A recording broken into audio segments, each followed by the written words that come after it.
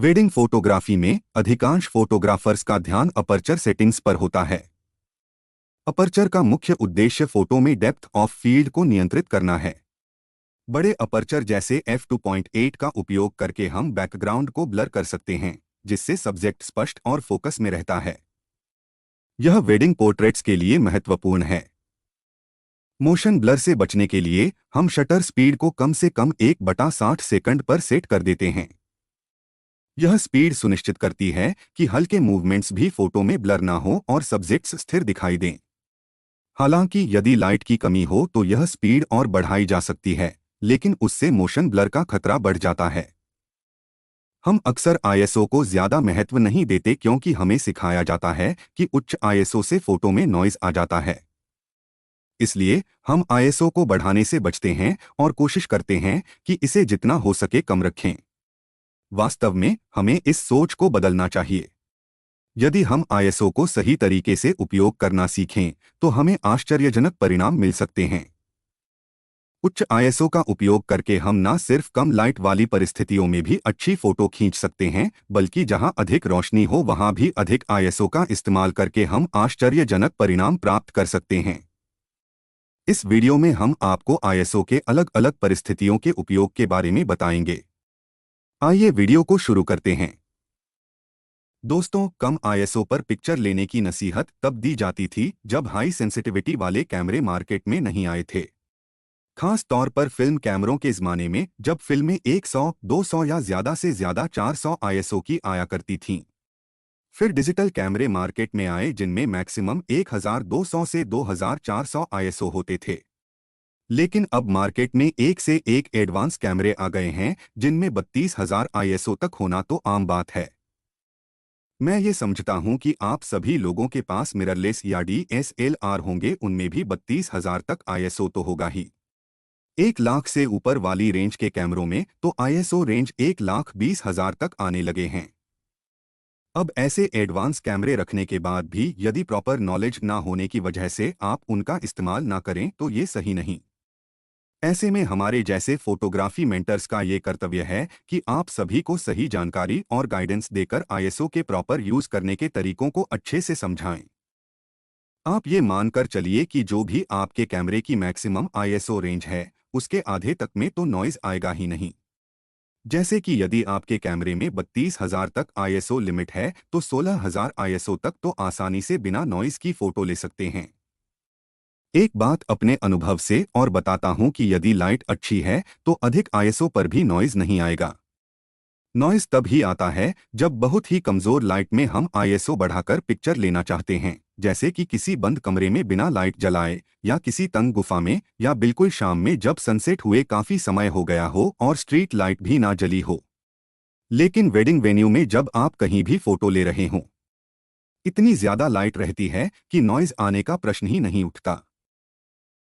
आप ये भी सोच रहे होंगे कि जब 800 या 1200 आईएसओ पर काम चल जाता है तो आईएसओ बढ़ाने की सलाह क्यों दे रहे हैं। वेडिंग में जब तक आप पोर्ट्रेट शॉट ले रहे हैं या कपल शॉट ले रहे हैं, तब तक तो 200 से 400 आईएसओ पर f2.8 अपर्चर लगाकर फोटो लेना ठीक है। बहुत अच्छे बोके इफेक्ट के साथ क्लोज अप शॉट आ जाएंगे। लेकिन आप याद कीजिए कि जब आप जनरल पर्पस फोटो जैसे कि स्टेज पर ग्रुप फोटो या शादी की डेकोरेशन की फोटो लेते हैं, तो क्या अपर्चर लगाते हैं? मैंने अधिकतम फोटोग्राफर्स को f4 या f5.6 पर ग्रुप फोटो लेते हुए देखा है। एक बात याद रखिएगा कि आप चाहे कोई सा भी लेंस इस्तेमाल करें, जो शार्पनेस f8 या f11 पर मिलेगी वो शार्पनेस f4 या f5.6 पर नहीं आएगी। अब आपकी मजबूरी है कि अपर्चर घटाने के लिए शटर स्पीड तो कम कर नहीं सकते क्योंकि मोशन ब्लर आ जाएगा। तो यदि अपर्चर f8 या f11 चाहिए तो आईएसओ तो बढ़ाना ही पड़ेगा। आप बेहिचक होकर आईएसओ बढ़ाइए। 800, 1200, 1600, 2000 जितना भी, जब तक कि आपको अपर्चर f8 या f11 न मिल जाए। आप इन अपर्चर पर फोटो लेकर देखिए, आपकी पिक्चर में अलग ही शार्पनेस आएगी। पिक्चर में मौजूद प्रत्येक व्यक्ति शार्प फोकस में होगा, बैकग्राउंड भी शार्प फोकस में होगा, एक एक डेकोरेशन भी शार्प फोकस में होगा।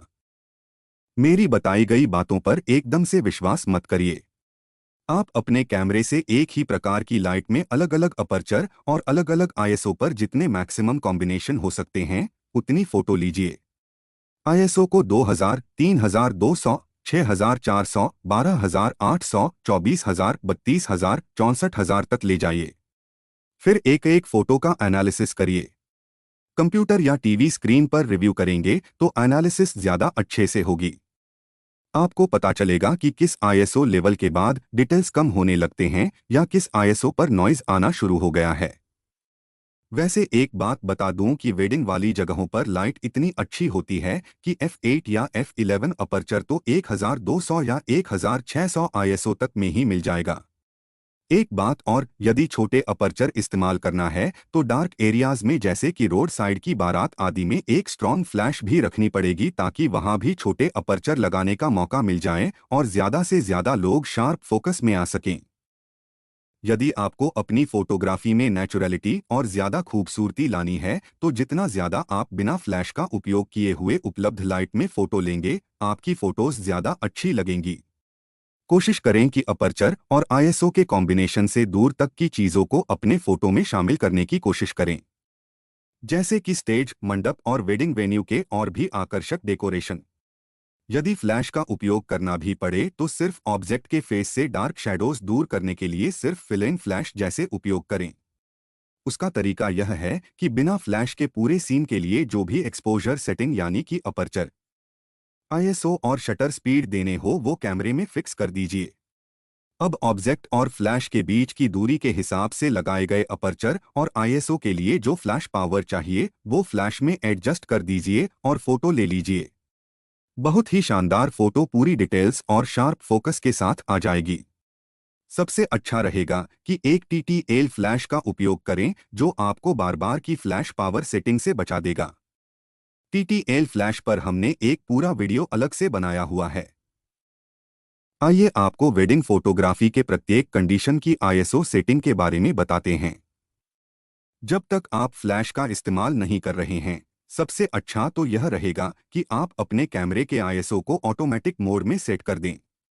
यह सुविधा लगभग सभी कैमरों में होती है। एक्सपोजर को अपर्चर प्रायोरिटी मोड में डाल दीजिए। अपना पूरा कंसंट्रेशन फोटो की कंपोजिशन, टाइमिंग और एंगल पर लगाइए।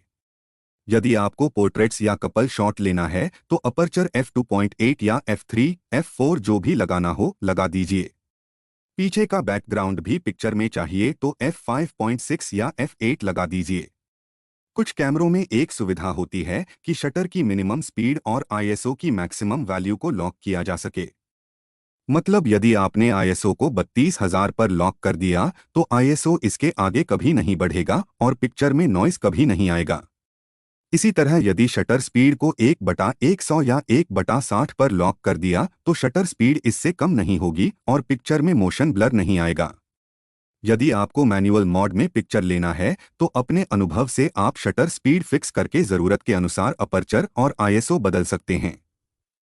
यदि आपको वेडिंग वेन्यू की डेकोरेशन की फोटो लेना है तो आईएसओ बढ़ाकर F11 या F16 अपर्चर पर पिक्चर लीजिए, ज्यादा डिटेल्स आएंगे।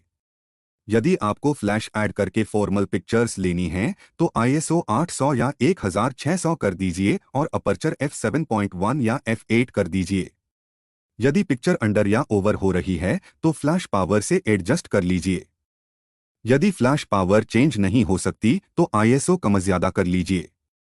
कोशिश आपकी यही होनी चाहिए कि अपर्चर F7.1 से F11 के बीच में हो। जब आप बारात की फोटो ले रहे होंगे वहां एम्बिएंट लाइट बहुत कम रहती है। यहां सिर्फ बारात के साथ चलने वाले जनरेटर की लाइट्स होती हैं और आपकी फ्लैश लाइट होती है। ऐसी कंडीशन में आप आईएसओ को 2400 से 3200 तक ले जाइए। अपर्चर को 7.1 से बड़ा मत करिए। आपकी पिक्चर्स ज्यादा अच्छी और शार्प आएंगी। आशा करते हैं कि सिचुएशन की ज़रूरत के अनुसार आईएसओ के अलग अलग सेटिंग्स की जानकारी मिलने में आपको कुछ मदद मिली होगी। अपने अनुभव कमेंट बॉक्स में ज़रूर बताइएगा। अगर आपको यह वीडियो पसंद आया हो तो इसे लाइक और शेयर करें। चैनल को सब्सक्राइब भी ज़रूर करें। जल्दी ही मिलते हैं एक नए वीडियो के साथ। नमस्ते। जय हिंद।